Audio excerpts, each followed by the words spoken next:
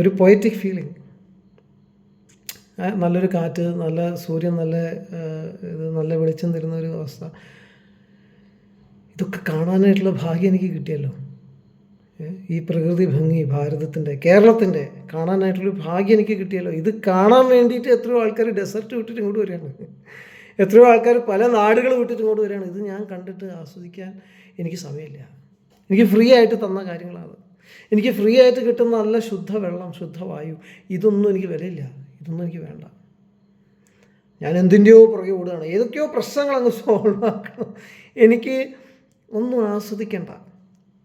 എൻ്റെ അച്ഛനുണ്ട്, എൻ്റെ അമ്മയുണ്ട്, അവരുമായിട്ടൊരു തമാശയൊക്കെ പറഞ്ഞെന്ന് ചിരിച്ച്, അല്ലെങ്കിൽ അവർക്ക് എന്തെങ്കിലുമൊക്കെ ചെയ്തു കൊടുത്ത് എനിക്ക് അതിലൊരു സന്തോഷം കണ്ടെത്തുന്നത് എനിക്കില്ല. എനിക്കെന്താണ്, എനിക്ക് എന്തൊക്കെയോ കാര്യങ്ങൾ ഇനിയും ചെയ്യാൻ ബാക്കിയുണ്ട്, എന്തൊക്കെയോ പ്രോബ്ലംസ് സോൾവ് ചെയ്യാനുണ്ട്. അതിൻ്റെ പുറകെ ഞാൻ നടക്കാം.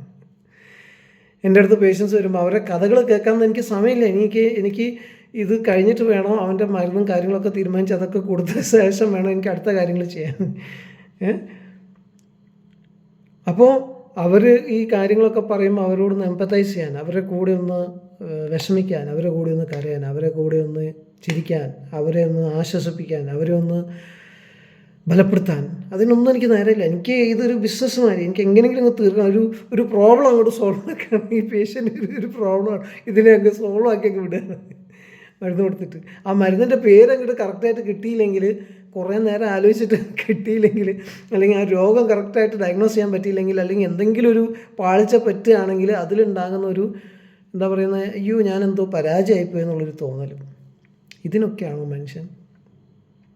മനുഷ്യൻ്റെ ജീവിതം എന്ന് പറഞ്ഞാൽ ഇതിനേക്കാളൊക്കെ എത്രയോ അപ്പുറത്താണ്. നമ്മൾ ആ ജീവിതത്തിൻ്റെ വില അങ്ങ് കുറയ്ക്കുകയാണ്.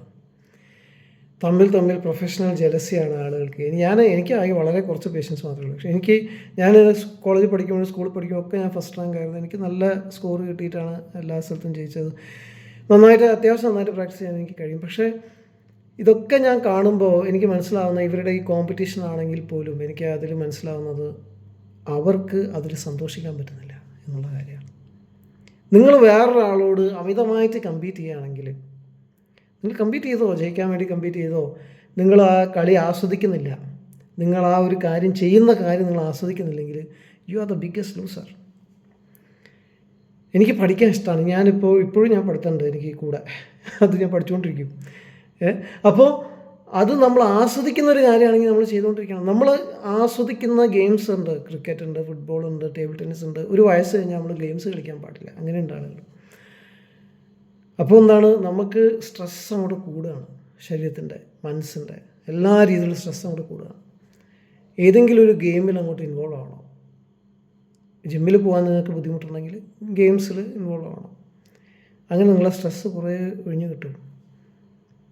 പക്ഷേ അതിനിവിടെ പ്ലേ ഗ്രൗണ്ട് ഇല്ലല്ലോ. നമ്മളെ കേരളത്തിൽ പ്ലേ ഗ്രൗണ്ട്, നല്ലൊരു ഗ്രൗണ്ട് ഉണ്ടോ, നല്ലൊരു പാർക്കുണ്ടോ ആൾക്കാർക്ക് വന്ന് കളിക്കാൻ? ഇല്ല. ആൾക്കാരിങ്ങനെ ഒരു സ്പേസ് കണ്ടെത്താനും നോക്കാനും ഒക്കെ ശ്രമിക്കുകയാണ്. ശരിക്കും പറഞ്ഞാൽ നമ്മുടെ നാടിൻ്റെ വികസനത്തിന് ആവശ്യമായ കാര്യങ്ങൾ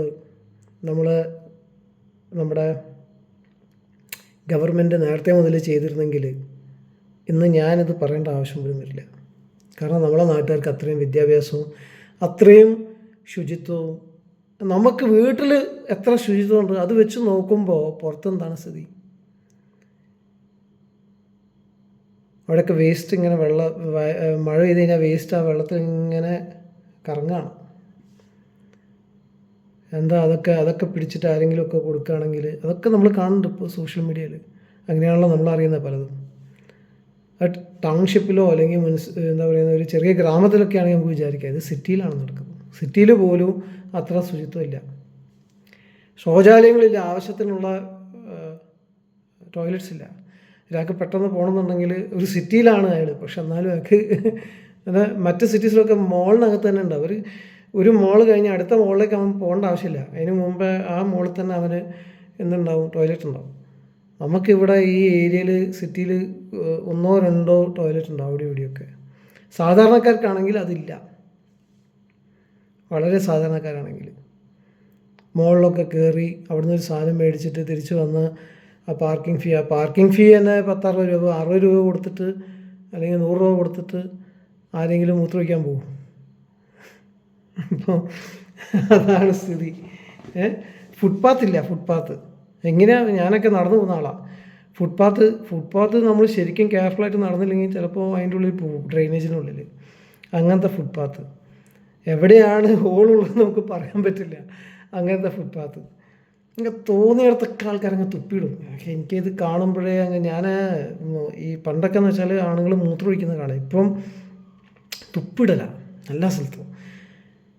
എന്താ അങ്ങനെ തുപ്പിയിടുന്നത്? നമ്മളെ നാട്ടുകാർ ഒരുപാട് ശുചിത്വമുള്ളവർ, കോളേജിലും സ്കൂളിലും ഒക്കെ പഠിച്ച് ഭയങ്കര ലിറ്ററസി ഉള്ളവരല്ലേ, എന്താ തുപ്പിയിടുന്നത് എല്ലാ സ്ഥലത്തും?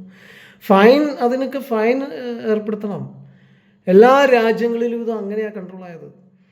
ഒരു 500 രൂപ ഫൈൻ ഇട്ട് നോക്കിയേ, രണ്ടാമത്തെ പ്രാവശ്യം തുപ്പൽ നിർത്തും. എല്ലാ സ്ഥലത്തും അങ്ങ് തുപ്പിയിടുക. എന്താ മദ്യപിച്ച് അവിടെ കുപ്പി വേച്ചിട്ട് പോവുക. ബാക്കിയുള്ളവർക്കൊന്നും അതിൽ നടക്കണ്ട.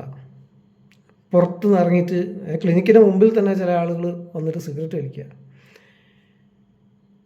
പബ്ലിക് പ്ലേസസിൽ സ്മോക്ക് ചെയ്യാൻ പാടില്ല എന്നാണ്. അവരുടെ ആരോഗ്യത്തിനും കേടാണ്, മറ്റുള്ളവരുടെ ആരോഗ്യത്തിനും കേടാണ്.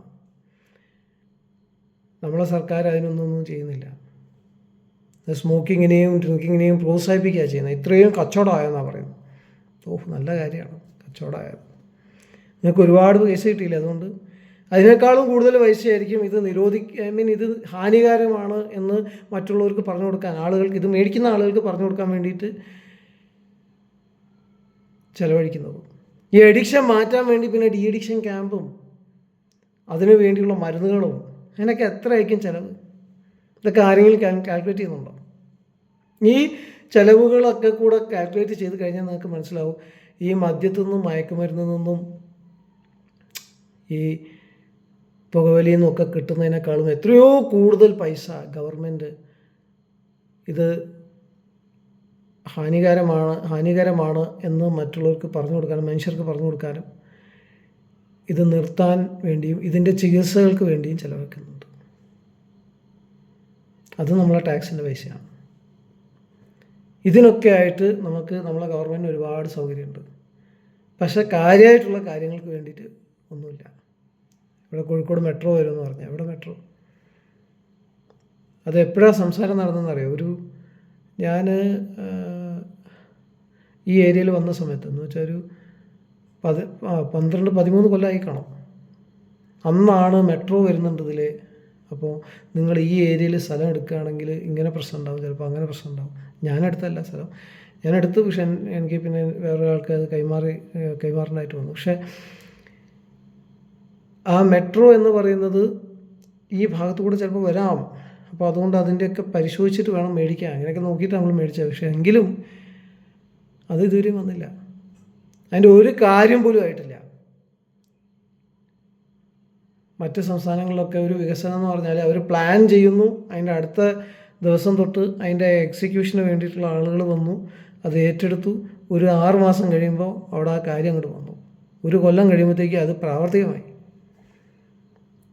2 കൊല്ലം കൊണ്ട് അവർ ഈ 5 കൊല്ലത്തെ അവരുടെ ടെന്യൂറിനകത്ത് എന്തൊക്കെ അവർ അച്ചീവ് ചെയ്തു എന്നുള്ളത് അക്കം വിട്ട് പറയാനോ? 1, 2, 3, 4, 5 ഇപ്പം എത്ര എയിംസാണ്? നിങ്ങളൊന്ന് ഈ BJP-ക്കാരുടെ അവരുടെ ആളുകൾ വന്നിട്ട് കാണിച്ചു തരും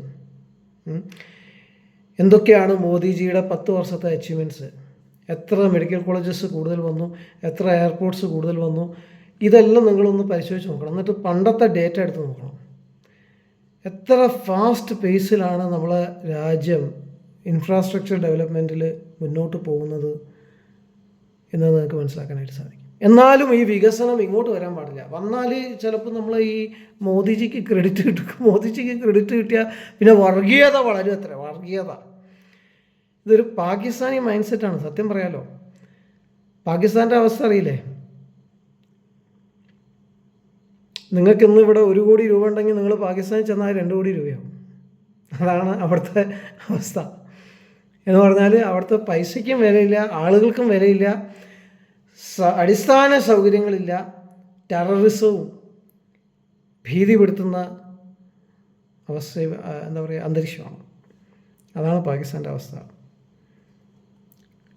വളരെ മോശപ്പെട്ട അവസ്ഥയാണ്. ആ അവസ്ഥയിലേക്ക് നമ്മളെ നാടും പോകും.